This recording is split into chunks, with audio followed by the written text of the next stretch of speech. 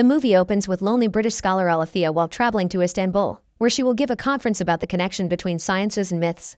When she gets off the plane, a strange-looking glowing man that nobody else notices tries to guide her luggage cart towards what he calls mystery. But when Alethea's colleagues show up, the little man runs away. Alethea tells her friends about what happened, and they jokingly reply she must have seen a djinn. Later during the conference, Alethea sees another strange glowing man among the audience that nobody else can see. When she begins explaining that the old gods became what we know as science and old myths are now metaphors, the weird man calls it rubbish and jumps on her, making her pass out. She wakes up only minutes later and her colleagues take her to her room while the audience offers a round of applause. After the conference is over, Alethea goes downtown to visit antique shops, ignoring her friends' worry and promising she feels fine. In one of these many shops, she finds a curious little blue bottle and decides to buy it instead of anything fancier. The next morning in the hotel, she washes the bottle and finally manages to open it, which releases a djinn that takes up most of the room's space. After trying different languages, Alethea discovers Djinn speaks Greek, and he gets to explain she mustn't fear him.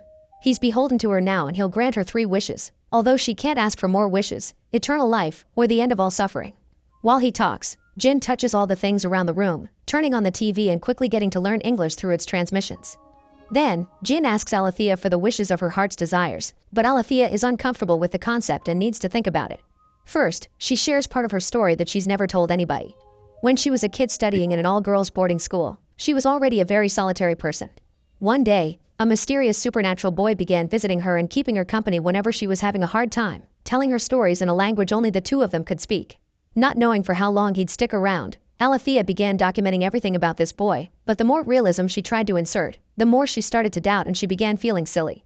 After a while, she burned it all in the school furnace and since that day, she didn't see the boy anymore. The conversation is interrupted by the arrival of Alethea's breakfast, although she doesn't open the door until Djinn disappears. After putting on the "Don't Disturb" sign on the doorknob, Alethea turns around to find out Djinn has reduced his size and transformed the humble hotel breakfast into something more extravagant. To buy some time until she decides on a wish, Alethea asks how Djinn ended up inside her bottle, and he explains that's his 3rd incarceration because he's always been a fool falling for conversations with women. It all began when Djinn got in a relationship with his cousin Sheba, the queen of the land who was half Djinn and had a thick glade of black hair on her legs. Djinn was her plaything and her confidence, but he still felt free because he was allowed to come and go as he pleased. He hoped he could become her husband one day, but unfortunately, things changed with the arrival of King Solomon, who crossed the deserts just to woo her. Djinn warned Sheba against him, and she promised no mortal could ever conquer her, but eventually she gave in to his charms and even removed her leg hair with wax to spend the night with him after the wedding. However, Solomon could sense Sheba's connection to Djinn, and using his magic skills, he imprisoned him inside a brass bottle and tossed it to a bird that dropped it in the middle of the Red Sea. Jinns don't sleep, so for the first 100 years, he raged against his fate and prayed for freedom to every god under the sun. In the end, he tricked himself and prayed to remain in the bottle, hoping that pretending to yearn for nothing would get rid of the pain. Unfortunately for Jinns, not having wants is the closest thing to death. Now they're back on the topic of what Alethea's heart desires. She explains she's successful and has everything she needs, even if she has no children, parents, or siblings. She used to be married to a man she met at school, but after she had a miscarriage, their relationship broke and they got a divorce. Her husband moved out with a new lover, and to this day, Alethea still keeps a few of his things in a box in the house. Some time ago, her husband had told Alethea that she was incapable of reading feelings, and she agrees. The way her brain is wired makes her smart but also causes her solitude. This is why she likes stories. She can find feelings through them. Still, Alethea doesn't want her husband back. She felt freedom when she divorced. But as a storyteller, she's heard too many stories about Djinn's wishes always having a catch or cautionary tales that don't end happily. Djinn swears he's honorable, but Alethea doesn't listen and wonders if she can make no wishes at all.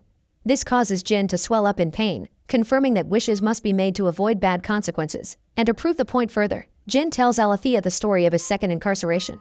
Fishermen found the bottle inside a fish, but because it was covered in a hard layer, they thought it was a rock and threw it away. The rock changed hands many times until it ended up as part of a wall, where Gultan found it while trying to climb up to spy on Prince Mustafa.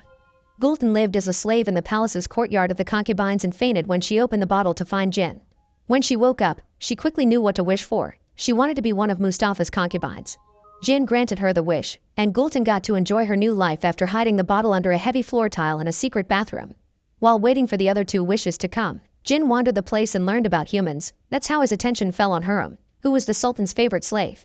As a master manipulation, Hurrem sought to protect the throne in favor of her own sons instead of Mustafa, so she kept lots of eyes spying on the prince. Djinn worried Gultan could get caught in some awful political plan and tried to warn her, but she didn't listen and wished to become pregnant with Mustafa's baby. Meanwhile, the Sultan's warriors were worried about their leader becoming too soft for his position and were considering undermining him. Hurrem heard of this and told the Sultan that Mustafa was the one leading the soldiers in order to take the throne of his father, leaving the Sultan with a very hard choice to make.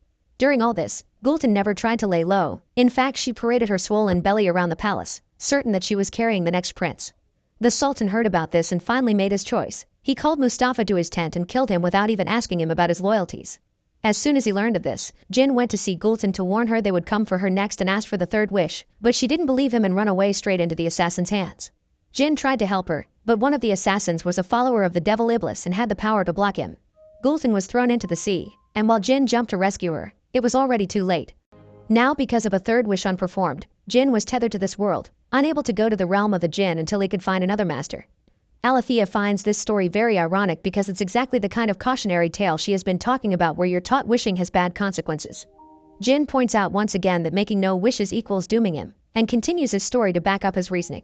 After Gultan's death, Djinn wandered as an invisible force while his bottle stayed hidden under the floor tile. For 100 years, he tried to get people's attention to no avail, until one day, Princes Murad and Ibrahim were able to feel his presence and found the secret bathroom. They almost got to push the floor tile up, but they were interrupted by their mother Kosum, the Sultan's widow.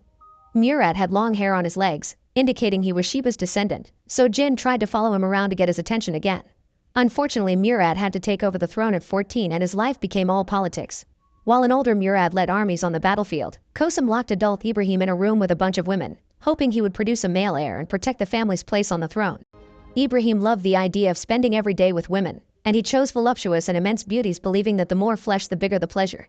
When Murad returned to the palace after the war, his soul was rotten with blood and trauma. Worried about possible competition, he thought of murdering Ibrahim, but Kosum stopped him just in time by pointing out Ibrahim is too lazy to plan a riot.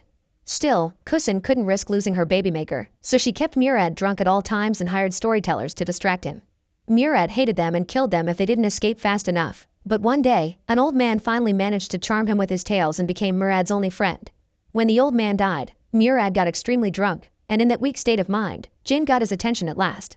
While Murad got to find the abandoned secret bathroom again, unfortunately, he was too weak to even open the door, and afterward, Murad drank until he didn't wake up ever again. Nobody else could sense Djinn then, and Alethea is very understanding of how that loneliness feels because she's felt it too. Back to the story, Ibrahim had to be dragged out of his room to be sat on the throne, and he appointed his favorite concubine Sugar Lump as governor of Damascus. Because of this power, Sugar Lump was free to roam, and she eventually found the secret bathroom. Her size broke the tile when she accidentally fell on it, allowing her to find the bottle. Sugar Lump didn't trust Djinn when he showed up in front of her since he kept begging for a wish and smelled bad. Thinking he could be a trickster, Sugar Lump wished Djinn was back in his bottle at the bottom of the Bosphorus. In Alethea's eyes, this story proves once again that wishing is a bad idea. She thinks she could give Djinn to another person more open to the idea, but Djinn refuses to get back in the bottle. Next, Alethea makes 3 quick wishes, but they're silly things, like wishing for a sip of her tea. Therefore they don't work, since the wishes need to be a heart's desire. An argument ensues where Djinn calls Alethea a coward, and in return, Alethea begins wondering if she should wish they never met. This causes Djinn to cry out, begging her to stop as his bottle breaks and a sudden force makes the electronics malfunction for a few seconds. Alethea guesses this has happened before, and Djinn proceeds to tell the third and final story. Zephyr was a foundling, married at 12 to a wealthy merchant much older than her. This merchant had 2 older wives that dislikes fire, and she felt that everyone in the house, including the servants, was always mocking her. The bottle came to her as a gift from her husband, who saw it fall from a fish the cook was opening. After she was done satisfying him as thanks, Zephyr managed to open the bottle. Djinn quickly noticed how bright she was and shared his story with her, prompting her to share in return all the things she had built in her free time. Unfortunately, nobody took her seriously because she was a woman, and that judgment made her feel like a witch with unused power. Her first wish was to ask for as much knowledge as possible, and Djinn was glad to grant it by offering Zephyr piles and piles of books. To hide these books from her husband, they put them inside magic bottles. Djinn spent all his time with her, teaching her all kinds of sciences and languages, and they eventually fell in love.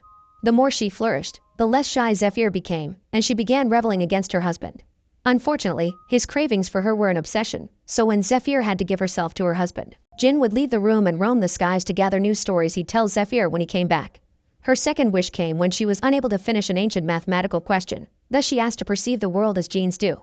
This allowed her to see all the solutions she needed. It also got her pregnant with Djinn's baby. He was incredibly happy with her and didn't want to leave for the realm of Djinn anymore, so he stopped Zephyr from making the third wish. This angered Zephyr, who then thought Djinn was trapping her as her husband did. Whenever a new argument began, Djinn would put himself inside a bottle to calm her down, but the last time, Zephyr couldn't take it anymore and wished she could forget she ever met him. Magic allowed her to forget it all in an instant, and Djinn once again got stuck inside a bottle.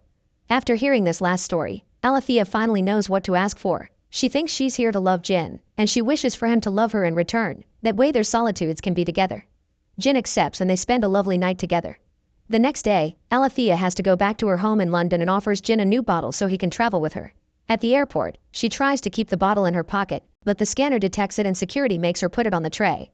Alethea almost has a breakdown thinking the scanner or the conveyor belt would break the glass, but thankfully the bottle survives the inspection.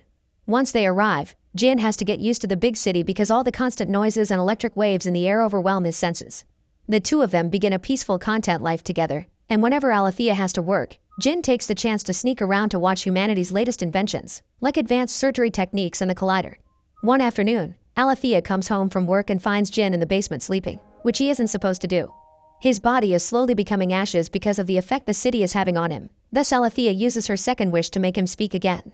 Then, the two of them have an important conversation where Alethea realizes she shouldn't have forced love between them, so she decides to finally set Djinn free. The bottle breaks and Djinn returns to his original realm after Alethea falls asleep. The next morning, she puts the few things Djinn got to use inside a box and puts it away next to her husband's. 3 years later, Alethea has finished writing and illustrating a book with all of Djinn's stories. Suddenly, she's surprised to see Djinn show up in front of her. Now that he's healthy again, he can visit her from time to time, helping her chase her solitude away in a more natural way. Make sure to subscribe and turn on notifications so you can watch more videos like this. Thanks for watching.